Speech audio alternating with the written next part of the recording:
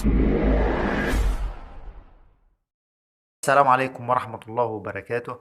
وعدنا لكم بحلقة جديدة من حلقاتنا، والنهاردة معانا تشحيم فرش العجلة بطريقة سهلة وبسيطة. طب ليه بنشحم الفرش؟ طبعا بنشحم الفرش ده عشان طقم الظرف اللي معانا نحافظ عليه وما يتاكلش ويدينا عمر افتراضي كبير، والعجلة معانا تعيش مدة طويلة. وطبعا مع ارتفاع أسعار الدراجات فاحنا لازم نعمل صيانة دائمة للدراجة بتاعتنا عشان نحافظ عليها وتبقى معانا مظبوطة مفيش أي مشاكل. عشان نشحمه النهاردة أنا عامل طريقة سهلة خالص في الفيديو ده. ولو أنت أول مرة بتشوف الفيديو معايا على القناة بقول لك يلا اشترك معايا في القناة وفعل زر الجرس. إن شاء الله عندنا فيديوهات كتيرة كل ما يشمل صيانة الدراجات. في البداية خالص هنحتاج اللي هو مفتاح ألان كي 5 اللي معانا ده، وهنبدأ نفك اللي هو المسمار اللي فوق ده، اللي هو مسمار أعلى مسمار في المجموعة. تمام، هنحله كده اهوت. طبعا برضو بنبقى مجهزين اللي هو الشحم النظيف اللي معانا، حلو خالص. تمام، هنحل بقى بمسمارين، اللي هو المسمار ده والمسمار ده اهوت كده، والمسمار ده كده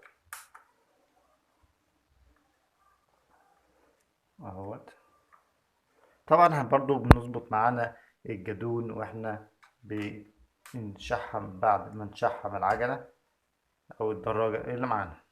طبعا مختلفات الاسماء تختلف من دولة لدولة، فالموضوع ما يشغلناش. تمام، هنحلينا اللي هو المسمار ده كده.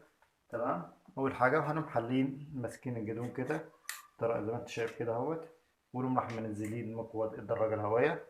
هنرفع المسافه اللي انا رفعتها دي، تمام، اللي هما اللي معانا الاظرف. تمام،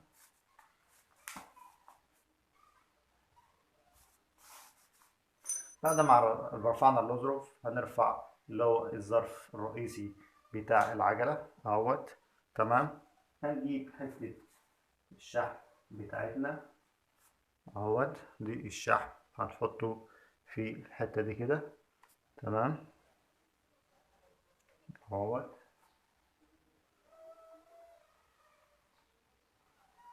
كده. احنا شحمنا الظرف اللي هو اللي فوق، لسه برضو هنشحم الظرف اللي تحت. هنرفع العجلة سنة كده. تمام، شوف معايا بقى، دي اهم حتة موجودة معايا، زي ما انت برضو مظبط الكاميرا عشان الناس برضو تشوف احنا بنعمل ايه اهوت. رفعنا الظرف بتاعنا اهوت، نجي نجيب حتة الشحم برضو بتاعتنا اهيت، ونبدأ نشحم المنطقة دي اهو كده. طبعا دي تشحيم بسيط خالص وصيانة نضيفة اهوت كده اهوت. بتشحم المنطقة دي كده. طبعا لو فاضل أي شحم بقى بنمسحه، وعشان ايه العجلة معانا مبقاش شكلها وحش. زي ما انت شايف كده احنا كده يعتبر شحمنا اللي هي المنطقة دي والظرف الفوقاني. تمام، زي ما انت شايف كده دي تشحيم الظرف اللي هو اللي تحت وتشحيم الظرف الفوقاني. هنبدأ نقفل بقى اللي احنا عملناه. تمام، هنرجع الفرش لمكانه بالطريقة دي كده، وننزل الظرف اللي هو الفوقاني مظبوط مكانه. هنجيب الوردة بتاعتنا، هنجيب اللي هو الظرف بتاعنا اللي هو ده، هنرجعه مكانه اهوت. تمام، بالطريقة دي كده. ونجيب اللي هو الظرف الأولاني، أول حاجة احنا حليناها آخر حاجة قفلناها. تمام، بالطريقة دي كده اهوت. نجيب بقى الظرفين، اللي هو الجلبة اللي فوق والجلبة اللي تحت، دي تلات جلب بيركبوا على بعض بالطريقة دي. تمام، ونرجع اللي هو الجدول معانا مكانه اهوت كده. ونبدأ نحل نربط اللي هي الصامولة الخارجية اهيت.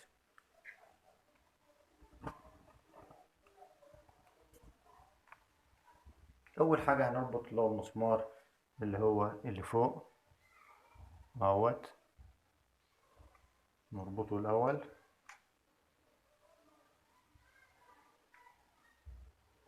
نربطه جامد نظبط معانا الجدون بقى اهو قصاد الطرة الأمامية.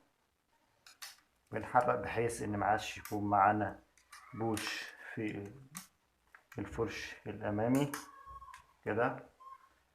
نظبط برضو أول ما تحسش إن في بوش هنبدأ نربط اللي هما المسمارين اللي في الجنب اللي هما دول كده، تربطهم ربطة كويسة عشان الجدون بتاعنا ما يلفش من الطارة.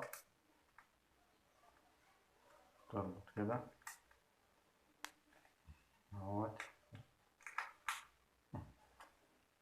نجيب بقى حتة قماشة ولا أي حاجة نضيفها عندك، أي حاجة بقى نمسح الشحم اللي هو الزيادة اللي معانا. تمام اهوت كده تمام بقى مية. هو والفرش معانا بقى خفيف وناعم. وكده إن شاء الله خلصنا حلقتنا النهاردة، ونشوفكم في حلقة تانية ونقول لكم السلام عليكم ورحمة الله وبركاته.